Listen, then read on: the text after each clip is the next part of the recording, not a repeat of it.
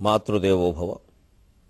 నీవా కన్పడవెంత మొత్తుకొనినన్ నేనే స్వయం నిర్ణయాలేవో కొన్నిటి చేసినాననుచు నన్నే నిందజేయన్ భవానీ.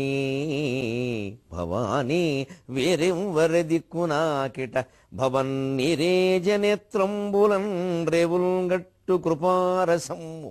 జగన్మాత భవన్ నీరేజనేత్రంబులన్ రేవుల్గట్టు కృపారసమ్ము నను పాలించుంగదే చాలదే.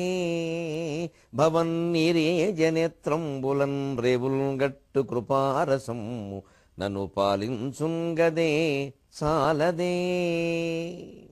ఏబిఎన్ ఆంధ్రజ్యోతి ప్రేక్షక మహాశయులందరికీ నవజీవన వేదం అనే కార్యక్రమంలో 344వ భాగానికి స్వాగతం పలు. హనుమంతుడు ఒక్క మాట చతురోక్తిగా చలోక్తిగా అన్నాడు. గొప్ప రాజధాని అని చెబుతున్నారు అందరూను. లంకా నగరాన్ని ఓ నగరం, అంత నగరం, ఇంత నగరం, చూడాలంటున్నారు. ప్రపంచం అంతా ఓ ఓడల్లో వచ్చి చూసి పెడుతున్నారట. మాత్రం ఎవరు చూడడం దానికి దేనికి? మమ్మల్ని చూడండి ఎవరా? ఎవరు లోపలికి వెళ్ళడానికి వీల్లేదు, ఎవరు రావడానికి వీల్లేదు, వెడితే చంపేస్తాం. ఇంకంతే పర్యటనకు వచ్చేవాళ్ళని కూడా చంపేస్తారా? ఎవరు చూడడం దానికి మీరేనా ఈ ఆనందం? అంచేతనే మనం అనేక రకాల ప్రాంతాలు చూడడమే కాదు, గ్రంథాల విషయంలో కూడా మన ఇళ్లల్లో ఒక్కసారి ఈ కార్యక్రమం చూస్తున్న వాళ్ళమంతా ఒక్కసారి పరిశీలిద్దాం. ఎన్ని పుస్తకాలు మనం చదవకుండా ఇంట్లో ఉండిపోయినాయి. ఎవరూ చదవడానికి ఈ పుస్తకాలు ఎందుకని ఒక్కసారి ఆలోచించండి. ఎవరూ చూడడానికి ఈ లంకా నగరం ఎందుకని హనుమంతుడు అన్నట్టే. ఎవ్వరూ చదవడానికి ఈ పుస్తకాలు ఎందుకు? ఎవ్వరూ వాడడానికి ఈ వస్తువులు ఎందుకు?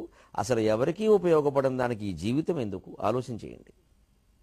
ఎంత గొప్పగా మారిపోతుందో మర్నాటి నుంచి జీవితం.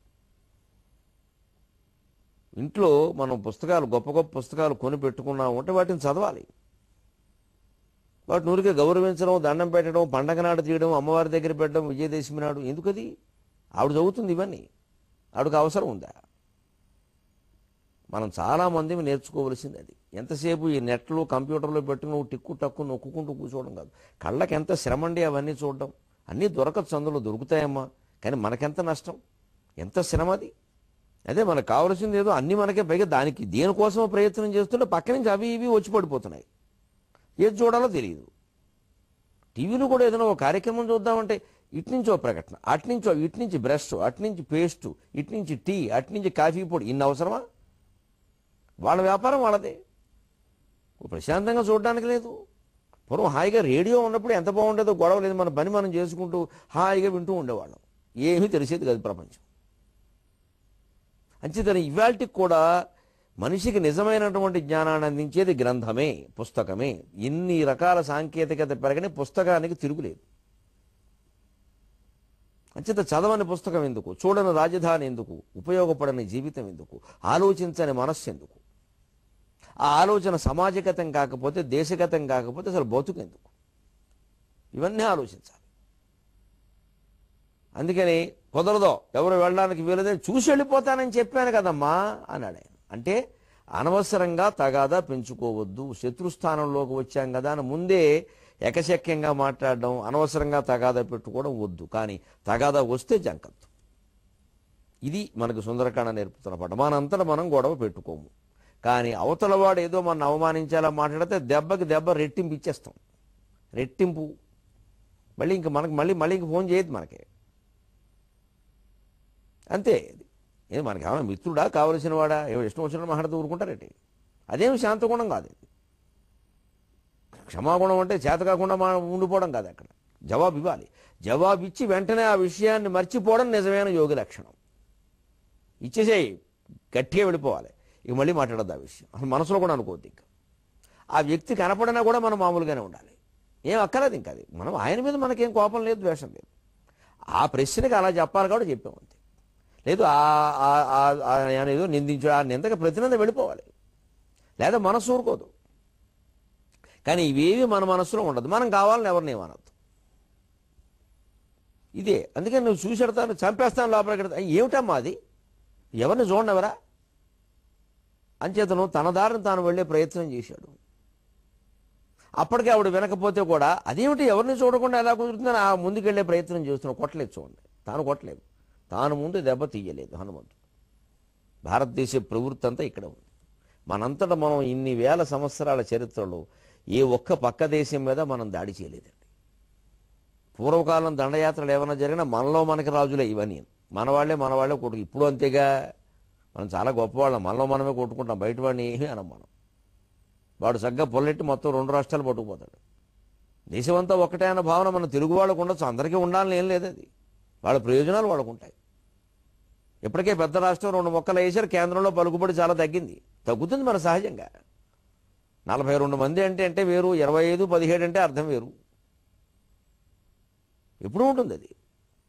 అందుకే భౌతికంగా విడిపోవచ్చు, అవసరం వస్తే మేము ఒక్కటే అన్న భావనతో ఉండాలి. ఆ భాషాపరంగానైనా సంస్కృతి పరంగానైనా కలిసి ఉండకపోతే ఎలా బతుకుతామండి ప్రపంచంలో? ఆ జాతి ద్వేషాలు ప్రజల్లో, సామాన్య ప్రజల్లో ద్వేషాలు రెచ్చగొట్టేటువంటి ప్రయత్నం ఎప్పుడూ చేయకూడదు. దానికి మనకి ఇటువంటి గ్రంథాలు సాయపడాలి, నేర్చుకోవాలి. ఆయనంతా మనం కొట్టలేదు, ముందు వెడుతుంటే ఒక్క చేతితో ఒక గుద్దింది, అరచేత్తో ఒక మొహం మీద వచ్చింది. అరచేతి ఆడదెబ్బని అంత లంకిని ఒకసారి అరచేత్తో, కుడి అరచేత్తో ఎలా కొట్టింది ఒక దెబ్బ. నేను చూశాడు ఒకసారి, కింద పడ్డాడు. లంకిని ఏం తక్కువదేం కాదు. హనుమంతుడు ఎంత వీరుడైనా, ఎంత గొప్పవాడైనా, రుద్రవీర్య సముద్భవ అయినప్పటికీ దెబ్బే, లెక్కే కింద పడ్డాడు. అప్పుడు చూశాడు, ఓ తతస్సంవర్తయామాస వామహస్తస్య శోంగుళీః, తతస్సంవర్తయామాస వామహస్తస్య శోంగుళీః, ముష్టినా అభిజఘానైనాం హనుమాన్ క్రోధమూర్ఛితః, ముష్టినా అభిజఘానైనాం హనుమాన్ క్రోధమూర్ఛితః, స్త్రీ చైవం మన్యమానేవ నాతిక్రోధ స్వయం కృతః, స్త్రీ చైవం మన్యమానేవ నాతిక్రోధ స్వయం కృతః. ఎక్కడ ధర్మశాస్త్రాల్లో గీత తప్పకుండా పనిచేశాడండి. శాస్త్రజ్ఞానాన్ని లోకజ్ఞానానికి, వ్యవహారానికి అన్వయించడం అంటే అర్థం అది. ఆ అన్వయ జ్ఞానంలోనే మన జీవితంలో విజయం అంతా ఆధారపడింది. మనకి చాలా విజ్ఞాన శాస్త్రాలు ఉన్నాయి భారతదేశంలో. అపూర్వమైన ఖగోళ శాస్త్ర పరిజ్ఞానాన్ని మనకు కలిగించే జ్యోతిష్ శాస్త్రం ఉంది, అపూర్వ ఖగోళ పరిజ్ఞానం. ఆ పరిశోధనలు ఏమైనా జరిగాయండి అసలు? ఎంతసేపు జ్యోతిష్ శాస్త్రం అంటే సింహరాశి వారికి ఫలితాలు ఇవి, కర్కాటక రాశి వారికి ఫలితాలు ఇవి, వీరు 5వ అంకె నమ్మండి, వారు 6వ అంకె నమ్మండి. ఇదేనా జ్యోతిష్ శాస్త్రం? ఎంత అపూర్వమైన శాస్త్రం అండి అది. నిగూఢ రహస్యాలోని ఆచార్య రజనీష్ ఓషో రాసిన పుస్తకం చదవండి, ది హిడెన్ సీక్రెట్స్. జ్యోతిష్ శాస్త్రం గురించి ఎంత మహానుభావుడిగా చర్చిస్తున్నాడు. ఎంతసేపు మనకి వ్యక్తిగత జీవితం మీద ఉండే ఆసక్తి అసలు దేశం, సమాజం వాటి మీద ఉండట్లేదండి చాలామందికి. అసలు ఎంతసేపు నా రాశి అండి అనురాధ అండి, నా పేరు అయితే ఏమిటి అనురాధ కాకపోతే వెంకమ్మ ఏమిటట, ఇదో పెద్ద విశేషం. ఇక్కడ అతివృష్టి, అనావృష్టి, అసలు సామూహికంగా వచ్చేటువంటి ప్లేగు లాంటి భయంకరమైన వ్యాధులు ఎప్పుడు విజృంభిస్తాయి, దానికి గ్రహాలు ఎలా కారణమవుతాయి, ఇవన్నీ జ్యోతిష్ శాస్త్రంలో ఉన్నాయండి. ఒక్కరి దృష్టి దాని మీద ఉండదు. ఎలా 4 రూపాయలు సంపాదించుకుందాం, ఎంతసేపు ఎవరిని భయపడదాం, ఏ యాగం చేయిద్దాం, రూపాయలు సంపాదించేద్దాం. ప్రతిదానికి కాలసర్పం, కాలమే సర్పం, దానికేమిటి? సర్పం ఎదురైతే మనకు కాలం ఎలాగో తెలియదు. కాలసర్పం ఏమిటండి? అర్థం లేనమాట. ప్రతివాడికి, ప్రతిరోజు, ప్రతి ఏడ కాలసర్పం భయపెట్టాడు మనుషుల్ని. అక్కడికి వెళ్ళు, ఇక్కడికి వెళ్ళు, నా దగ్గరికి వచ్చాయి, ఓ 1,00,000 ఇచ్చాయి. జ్యోతిషాస్త్రం, ఖగోళ శాస్త్రం. ఇవాళ పంటలు పండడానికి, వానలు కురవకపోవడానికి అన్ని కారణాలన్నీ అందులో ఉంటాయి పరిశోధన చేస్తే. పూర్వం రైతులు చదువు లేని వాళ్ళని మనం అనుకునే మహానుభావులు వాళ్ళు. నిజంగా చదువు లేకపోబట్టే అలా ఉన్నారు. ఈ బోడి చదువులు అక్కర్లేదు వాళ్ళకి. పల్లెటూళ్ళు ఊరికి తెల్లరగడ్డ చంద్రుని చూసి కొమ్మ అలా ఉందంటే ఒరే ఈ సంవత్సరం పెసలు పండవరా, కందులు పండుతాయని చెప్పేవారు రైతులు. బ్రాహ్మణులు కాదు, పండితులు కాదు, వాళ్ళు ఎలాగో చెప్పేవారు. పెసలు పండవరా, కందులు పండుతాయి, కందులు వేయడం మంచిది. అంటే ఇప్పుడు నరేంద్ర మోడీ పప్పు ధాన్యాలు వేయండి కనీసం 5వ వంతు భూమిలోని ప్రత్యేకించి చెబుతున్నారు చూడండి, మార్కెట్ అవకాశాలను బట్టి. అలాగే పూర్వం చంద్రమండలం, చంద్రుడు చంద్రరేఖ, ఆ కొమ్ము ఈ కొమ్ము, కుడి కొమ్ము ఎడం కొమ్ము, దాని వెలుతురుని బట్టి, దాని పొడుగును బట్టి, దాన్ని మసక కనబడ్డాన్ని బట్టి చెప్పేసేవారండి. ఖచ్చితంగా జరిగేది. అది మన శాస్త్రజ్ఞానాన్ని వినియోగించుకోవడం. అందుకని ఇప్పుడు ఖచ్చితంగా ఆయనకున్న శాస్త్రజ్ఞానాన్ని ఇక్కడ అన్వయించాడు. శాస్త్రజ్ఞానం ఏమిటి, ఎలా అన్వయించాడు? శాస్త్రంలో యుద్ధంలో కూడా ఏ మర్యాదలు చెప్పారు ఆ మర్యాదలను పాటిస్తూనే హనుమంతుడు ఇలా దెబ్బ కొట్టాడు. తతః సంవర్తయామాస వామహస్తస్య శోంగుళీః ముష్టినా అభిజఘానైనాం హనుమాన్ క్రోధమూర్ఛితః స్త్రీ చైవం మన్యమానేవ నాతిక్రోధ స్వయం కృతః. ఒక్కసారి హనుమంతుడు వామహస్తస్య సహా ఆ హనుమంతుడు వామహస్తస్య అంగుళి ఎడమ చెయ్యి ఇలా చాపి ఈ వేళ్ళన్నీ ఇలా మడిచి సంవర్తయామాస అంటే ఇది వివర్తనము అంటే ఇలా తెరవడం, సంవర్తనం అంటే ముయ్యడం. ఒక్కసారి ఇలా వేళ్ళు ఇలా తెరిచి అరిచేత దెబ్బ కూడా అరిచేత దెబ్బలు చూపించారు. అది కుడి చేత్తో కొట్టి నీ ఎడం చేత్తో కొట్టాడు. నీ కుడి చేతికి నా ఎడం చేతి జవాబని చెప్పడం అది పౌరుషం. మనలో మామూలుగా ఎడం చేత్తో దంతా ఎడం కాలుతో దంతా అంట. ఏ కాలుతో దన్నా ఒకటే తగిలే దెబ్బ. ఎడం కాలుతో దన్నా మరీ అవమానం మాట పుట్టించాం మనం. అదంతే ఇదంతే. నీకు ఎడం చేయి చాలే కుడి చేయక్కల. ఏదో ఒక్కోసారి కోపం వచ్చినప్పుడు అంటూ ఉంటారు కొందరు, నిన్ను చంపడానికి ఒక గుండె అక్కల అరగుండు చాలని. అలాగే ఎడం చేయి చాలే. వామహస్తస్య అంగుళీహి ఈ ఎడమ చేతి అంగుళీహి మొత్తం ఈ వేళ్ళని అంగుళికి పెడతాం కాబట్టి ఉంగరాన్ని అంగుళీయకం అంటారు. ఈ ఉంగరాన్ని అంగుళీయకం అని అంగుళికి పెడతాం. వామహస్తస్య అంగుళీ సంవర్తయామాస ఇలా ఒక్కసారి గుప్పిడి గుద్దిన గుద్దు గట్టిగా తగలాలంటే ముందు చెయ్యి ఇలా చాపాలి. దాన్ని నెమ్మదిగా ఇలా అప్పుడు గుద్దాలి. ఇది కరాటేలో ఒక కోణం. కుంగుఫూలో ఒక కోణం ఇది. హనుమంతుడికి ఈ విద్యలు తెలుసు, లేకుండా ఎలా పెడతారండి. అంచేత యువతి యువకులు ఇవాళ యువతులు కూడా భౌతికమైనటువంటి ఈ కరాటే లాంటి విద్యలు నేర్చుకోవడం చాలా అవసరం. తప్పదు. ఎలాగో అనేక రకాలుగా మారం. ఇలా కూడా మారతాం. ఆ మార్పు ఏదో పూర్తిగా తెచ్చుకుందాం, సగం మార్పు ఎందుకు లేనిపోను గొడవ. అందుకని ఎలాగో ఏదో జీన్స్ ప్యాంట్లు, టీషర్ట్లు, వ్యవహారాలు, ఉద్యోగాలు, చదువులు, అర్ధరాత్రి తిరగడాలు, బళ్ళు అనేక రకాలు వచ్చినప్పుడు ఆ దెబ్బలో దెబ్బ కరాటే కూడా నేర్చేసుకుంటే ఓ దెబ్బ కొట్టేయచ్చు. ఇంక వాడిని రక్షించమని వీడు ఎవడు రక్షిస్తాడు? మన రక్షకుడు ఎవడున్నాడు అక్కడ? సినిమాలో నాగార్జునుడు రక్షకుడు అని రావడానికి ఎవడు రాడు. మనమే రక్షించుకోవాలి. నీకు ఊరికి ప్రభుత్వం వారు రక్షించే ప్రతి ఆడదానికి ఒక పోలీసుని పెడతారా?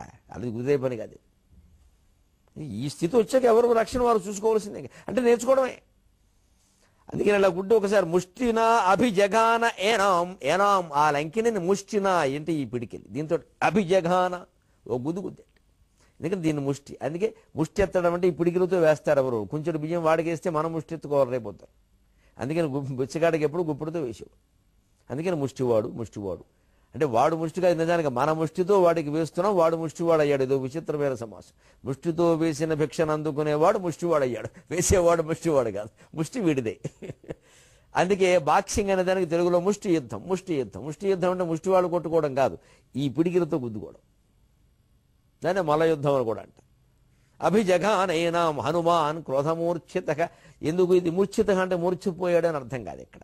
ఒక్కసారి ఆయన మనస్సుని క్రోధం కమ్మేసింది. అలా కమ్మేస్తుంది, తప్పులేదు.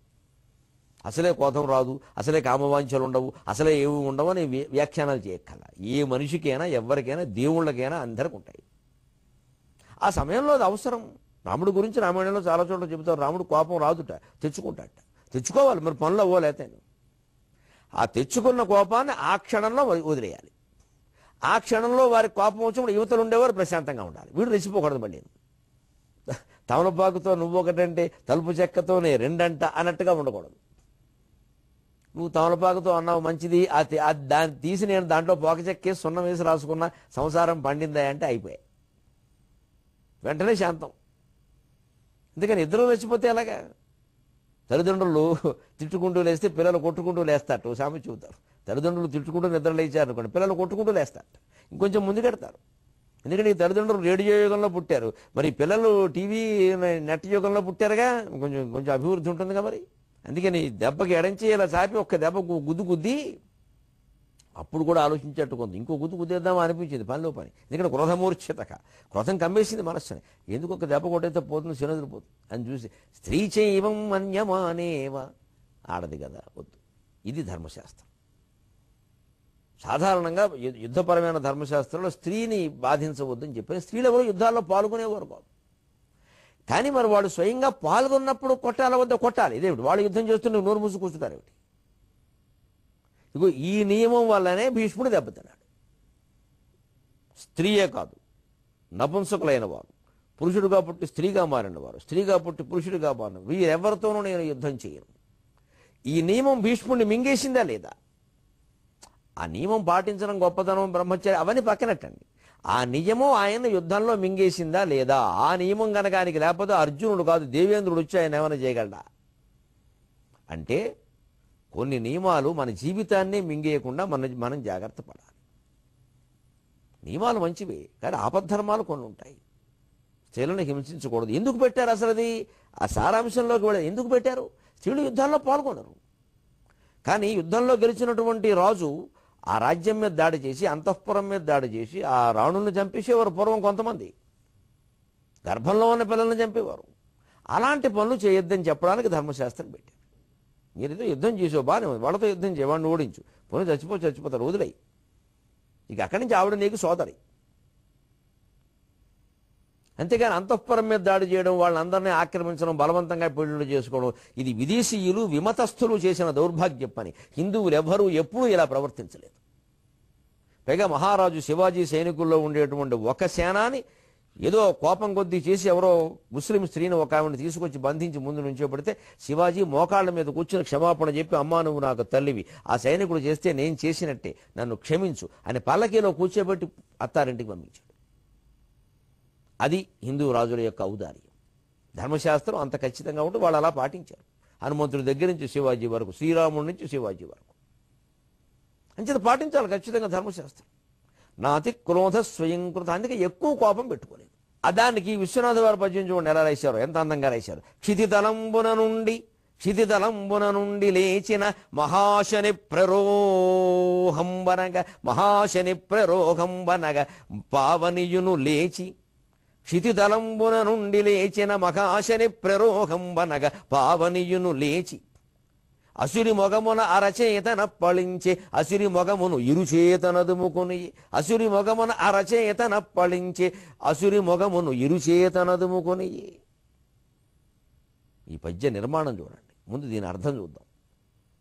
క్షితితలంబున నుండి లేచిన మహాశని ప్రరోహంబనగా, అశని ప్రరోహం, ఏం విచిత్రమైన ప్రయోగం ఉంది బాబు ఇది.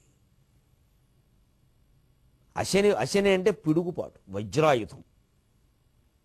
ప్రరోహం అంటే మొలక, వజ్రాయుధపు మొలకలా లేచాడు పైకి. అంతే కాబట్టి వజ్రాయుధపు దెబ్బతిని లేచాడుగా, దాని దెబ్బకి కింద పడ్డాడు. అది గట్టిదే.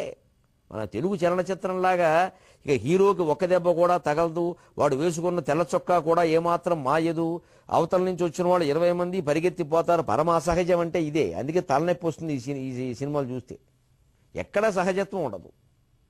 ఇప్పుడు చలనచిత్రం అనేది మంచిదే, అది ఎప్పుడు కృత్రిమంగా ఉంటుంది, కొంత కావ్యం కల్పన ఉంటుంది, కానీ సహజానికి మరీ దూరంగా వెళ్ళిపోకూడదు.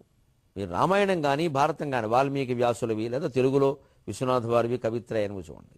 కావ్యం అన్నా కొన్ని కల్పనలు, అతిశయోక్తులు, వర్ణనలు ఉంటాయి, కానీ సహజత్వానికి మరీ దూరంగా ఉండవు. అశని ప్రేరోహం, దెబ్బతిన్నాడు హనుమంతుడు. మామూలు దాది ఏమన్నా కూడా ఏం కాలేదు అని వ్యాఖ్యానాలు చేయకూడదు. ఉంది అక్కడ దెబ్బతిన్నట్టు కింద పడ్డాడు. లంకినేం సామాన్యమైన వాళ్ళు అక్కడ పెడతారండి. అంచేత ఎప్పుడు ప్రతి నాయకుడు బలమే దాన్ని చూపించాలి. అది విపరీతం కావద్దు, ఇది విపరీతం కావద్దు. అప్పుడు ఈ నాటకాలైనా చలనచిత్రాలైనా జీవితానికి చాలా ఉపయోగపడతాయి. ఎందుకంటే ఈ సహజంగా ఉన్నదాన్ని ఎప్పుడు ప్రేక్షకుడు లేదా పాఠకుడు తన జీవితానికి అన్వయించుకుంటాడు. అందులో ఆయన చేశాడు కదా, నేను ఎందుకు చేయలేను, అలాగే ఉండాలి తప్ప ఆయన దేవుడు కాబట్టి చేశాడనే మాట రాకూడదు. అలా ఉండకూడదు కావ్య నిర్మాణం కూడా. రామాయణం అలా ఉండదు, కవిత్రయ భారతం అలా ఉండదు. పాండవులు దైవాంశ సంభూతులు కాబట్టి ఈ పని చేశారన్నట్టుగా వాళ్ళు మానవ శక్తిని ఉపయోగించి చేసినట్టుగా మొత్తం వర్ణన ఉంటే మనము మానవులమేగా, మనం చేయగలంగా, ఇలా చేయడం ఇలా మాట్లాడడం మన వల్ల కాదా అని చదివి వాళ్ళు ఆలోచించుకుంటారు. కావ్యం ప్రారంభంలోనే వీడు దైవాంశ సంభూతులు, వాడు దేవుడు, ఇంకేం మాట్లాడడానికి ఏం లేదు అక్కడ. అందుకే ఎప్పుడు దేవతామూర్తుల యొక్క కథలు రామాయణ భారత భాగవతాలు చదివేటప్పుడు చెప్పేటప్పుడు కూడా ఊరికే దేవుడు మహిమ దేవుడు మహిమ దేవుడు మహిమ అని పశ్చాలు చెబితే మానవులకు ఎవరికి ఏం ఉపయోగపడదండి, దండం పెట్టడం తప్ప. లేదు, ఇందులో ఈ మానవత్వం ఉంది, ఇందులో ఈ పురుష ప్రయత్నం ఉంది, ఇందులో ఈ అపూర్వమైన ఆలోచన ఉంది, ఇందులో ఈ సదుపాటు తత్వం ఉంది, ఇది మనం నేర్చుకోవాలని చెప్పాలి. అప్పుడు ఈ మహత్తరమైన సాహిత్యం వల్ల ప్రజలకు ఉపయోగం ఉంటుంది. లేకపోతే సాహిత్యమే మన బతుకులే. అంత సాహిత్యం ఉండి ఇంత అవినీతి ఉండడం ఏంటంటే దేశంలో ఎంత అవమానం అండి. మరి మనం మనం ఆరాధించే దేవతలు మనం ఆదర్శంగా తీసుకునే మూర్తులు అందరూ చాలా గొప్పవాళ్లే. వాళ్ళు ఎవరిని మన జీవితాల్లోకి ఎందుకు ఆహ్వానించలేకపోతున్నాం? వాళ్ళందరినీ అవతార పురుషుని చేసేసాం, ఆరాధించడం మొదలెట్టాం కొబ్బరికాయలు పెట్టి. ఆ ధోరణి తగ్గి కాస్త ఆలోచించడం, అవగాహన చేసుకోవడం, అన్వయం చేసుకోవడం మొదలు పెడితే అందరి జీవితాలు బాగుంటాయి. అంటే మనం పడతాం, హనుమంతుడే పడ్డాడు కింద మనము పడతాం. కానీ లేచాడు. ఎలా లేచాడు? పిడుగు మొలకెత్తినట్టుగా లేచాడు. అశని ప్రరోగమనగా విశ్వనాథ ప్రయోగం. నేల మీద పిడుగు పడిందండి. ఆ పిడుగు మళ్ళీ మొలకెత్తితే ఆ పిడుగులాగే ఉంటుంది. మరి పిడుగు పిల్ల అగ్గిరాముడు పిడుగురాముడు అని అలాగే ఉంటుంది. అలా లేచాట. లేచి ఒక్కసారి పావనీయును లేచి పవనుని కుమారుడు పావని అని ఇక్కడ అంటే వాయువుకు ఉండేటువంటి శక్తి అంతా మరి మందమారుతం. ఆయన అసలు మారుతం అయితే ఈయన మందమారుతం. అందుకే మందమారుత సంచారం అన్నాడు లంకానగరాన్ని. నిజంగా లంకానగరంలో మందమారుతం సంచరిస్తుంది. మలయపుగాలే కాదు, మందమారుతం ఉంటే హనుమంతుడు కూడా మారుతు కుమారుడు మందమారుతమేగా. సమీర కుమారుడు అని బాల సమీరము వాడేరుగా, అదే మందమారుతం. అలాగే ఎంతైనా పవనుని కుమారుడు కాబట్టి ఆ ఉత్తేజంతోనే లేచాడు పైకి. లేచి ఏం చేశాట? ఆ ప్రయోగంలో ఆ మాటలో తేడా చూడండి. అసురి మొగమును అరచేతన పళించే అసురి మొగమును ఇరుచేతనదుముకొని. ఈయన ఒక్క అరచేత్తో కొడితే అది 2 చేతులు పెట్టి మొహాన్ని అదుముకోవలసి వచ్చింది. అది హనుమంతుడు దెబ్బ. నువ్వేదో ఓ చేత్తో కొట్టావు, నీకు ఎంత పడిన మాట నిజమే లేచి, కానీ నేను కొడితే నీకేమేందో చూసుకో, నాతో పెట్టుకుంటే అలాగే ఉంటుంది. అసురి మొగమును అరచేతన అప్పళించి, ఆ మొగం మొత్తాన్ని ఇలా అరచేత్తో గుద్దినట్టుగా ఇలా అప్పళించి ఓ గుద్దు గుద్దాడు మొహం మీదే. దానికి అది సర్దుకోవడానికి 2 చేతులు ఉపయోగించాల్సి వచ్చింది. ఎప్పటికి దానికి తెలిసి వచ్చింది, అమ్మో కష్టం, ఇది చాలా కష్టం, ఇది మనం అనుకున్నంత తేలిక కాదు. ఇదివరకు ఎవరెవరో వచ్చారు, మనం ఏదో గుద్దు పంపించాం, కానీ ఇదేదో మొత్తం మనకు ఆయుర్దాయం మూడినట్టుగానే ఉంది. ఇంటికి వెళ్ళి జాతకం చూసుకోకుండా వచ్చేసాం అని అనిపిస్తోంది. అని అలా అనిపించాలి. ఇక్కడ పద్య నిర్మాణానికి సంబంధించి ఒక రహస్యం గమనించండి.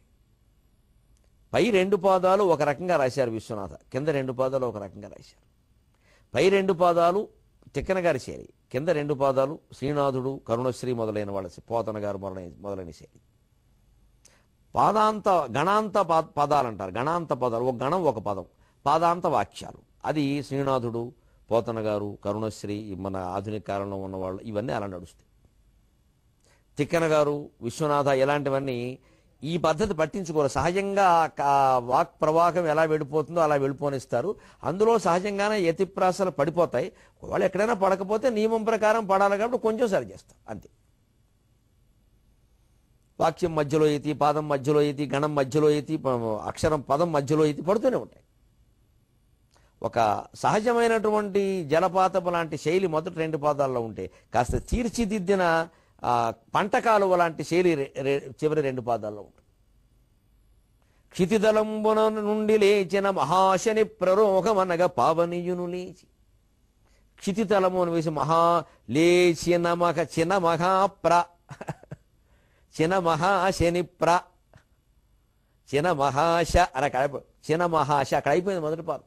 సాధారణంగా శ్రీనాథుడు శైలిలో పద్యాలు రాస్తే అలా ఉండదు. మహాశ నిప్రరోహం వనగా, నిప్రరోహం అని మొదలవదు, అలా మొదలైంది 2 పాదం.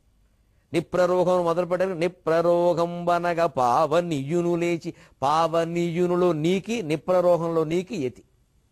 ఇది సహజంగా వాక్య నిర్మాణం ఎలా వస్తే అలాగే నడిపించేస్తూ యతిప్రాసలకు లోటు లేకుండా చూసుకోవడం, అదొక సహజ శైలి. నాది వ్యవహార భాష, మందరము శైలి అన్నదానికి అదే. కాస్త కొంచెం ఏంటంటే కొంచెం ఆగి ఆలోచించి కాస్త తీర్చిదిద్దడం, పంటకాలువ లాంటి వ్యవహారం ఏమిటి అంటే, అసురి మొగమున అరచేత అప్పళించి, అసురి మొగమును ఇరుచేత నదుముకొని. అరచేత వెంటనే ఇరుచేత స్ఫురించింది విశ్వనాథ్ వారికి. ఈయనకి ఒక చేత్తో కూడా అది 2 చేతుల్లో సర్దుకుంది. ఆ అరచేత ఇరుచేత రావాలంటే సరిగ్గా ఆ పై పాదంలో అరచేత ఎక్కడొచ్చిందో కింద పాదంలో ఇరుచేత అక్కడే రావాలి. అప్పుడు ప్రాస సరిపోతుంది, చదివేవాడికి మంచి తూకంగా ఉంటుంది. అందుకే అసురి మొగమును ఆ 2 పదాలు మార్చలేదు. ఒక చేతికి 2 చేతులు వచ్చే అబ్బాయి, మిగిలిందంతా మామూలే. అంటే దాని దెబ్బ దానికి అప్పగించాడు. కాకపోతే బ్యాంకులో మనం దాచుకుంటే వడ్డీతో సహా ఇచ్చినట్టుగా వడ్డీతో సహా ఇచ్చాడు. ఇది ధ్వని. ఇలాగా కవి తన శైలిని తాను నిర్మాణం చేసుకోవాలి తప్ప మనం పాఠకులం ఈ శైలి బాగుంటుంది ఈ శైలి బాగుంటుందని తీర్మానాలు చేసేయకూడదు. అందుకనే సమర్థుడైన కవి ఎప్పుడు ఈ పాఠకులు ప్రకటించే రకరకాల అభిప్రాయాలను పట్టించుకోడు. అన్నిటినీ పట్టించుకుంటే చెడిపోతుంది. ఎందుకంటే ఒక్కొక్కడు ఒక్కో రకంగా మాట్లాడతాడు. ప్రవచనం గురించి అయినా సరే, కావ్యం గురించి అయినా సరే. చికిలి మెరుంగు సన్న నగిషీపని బంగారు సేత మెచ్చలేరు, అకలుషమౌ వనాంతర మఘాచరిణీ పరిణాగమోర్వలేరు. కావ్యం ప్రారంభంలోనే చెబుతాడు. చికిలి మెరుంగు సన్న నగిషీపని బంగారు సేత మెచ్చలేరు, అకలుషమౌ వనంతర మఘాచరిణీ పరిణాగమోర్వలేరు. అకృత పరిశ్రములు శ్రమగతాల సబుద్ధులు వీరి మెచ్చుకోలు ఒక పని పెట్టుకొంటివటవో నేను లోకము మెచ్చులేకవి. లోకంలో ఎప్పుడు అనేక రకాలు ఉంటారయ్యా. నువ్వు చక్కగా నగిశీలు చెక్కి చెక్కి చెక్కి ఇరుచేత అరచేత అంటే నచ్చనివాడు ఒకడు ఉంటాడు. ఏమిటండి ఊరికే ప్రాసలు ఇవన్నీను తక్రమం చక్రమం నక్రమం అన్నట్టును కావ్యం అంతా ఇంతే అని విసుక్కుంటాడు. పోనీ అలా కాదని సహజంగా అకలుషమౌ వనంతర మహాచరిణీ పరిణాగమోర్వలేరు. అడవిలో కొండ మించి జలపాతం పడుతున్నట్టుగా అది ఎలా పడితే అలాగే పండించామనుకో. ఏమిటంటే కాస్త కవి అన్నాక ఆగాలండి, ఆలోచించాలండి, కాస్త మంచి శబ్దాలు వాడాలండి, ఎలా చదువుతున్నాండి, పద్యం నోటికి పట్టట్లేదండి, గుర్తు రావట్లేదండి, చికాకండి అనేవాడు ఒకడు ఉంటాడు. ఇలా అన్నీ నువ్వు పట్టించుకోవడం మొదలుపెడితే అబ్బాయి నీ ధోరణిలో నువ్వు రాయలేవు. అంచేతే లోకం మెచ్చుకుంటుంది, లోకం మెచ్చుకోవాలన్న దృష్టికి పోవద్దు కావ్య రచన సందర్భంలో. అది వ్యాఖ్యాతల పని. మాబోటిగాళ్ళం వ్యాఖ్యానం తెలిసిన వాళ్ళం, దాన్ని ఎలా లోకానికి అందించాలో, దాన్ని ఎలా నప్పించాలో మాకు బాగా తెలుసు. అది మా పని. ఎప్పుడు కావ్యాలు కేవలం పఠనం ద్వారా వెళ్ళలేదు, పురాణాల్లో కూడా చాలా చెప్పారు. అంటే చెప్పేవాడు చెప్పుకుంటాడు, చదివేవాడు చదువుకుంటాడు, సావకాశంగా అర్థం చేసుకుంటాడు. నీకు ఆ నిర్మాణ సమయంలో ఉండే తపస్సమాధి దృష్టిని బట్టి ఎలా వస్తే అలా రాయి అని విశ్వనాథ నవ్య కవులకి సందేశం అందిస్తున్నాడు. మళ్ళీ మనం 23:30 గంటల్లో కలుద్దాం. అంతవరకు విశ్వనాథ వారి తెలుగులో మాట్లాడదాం.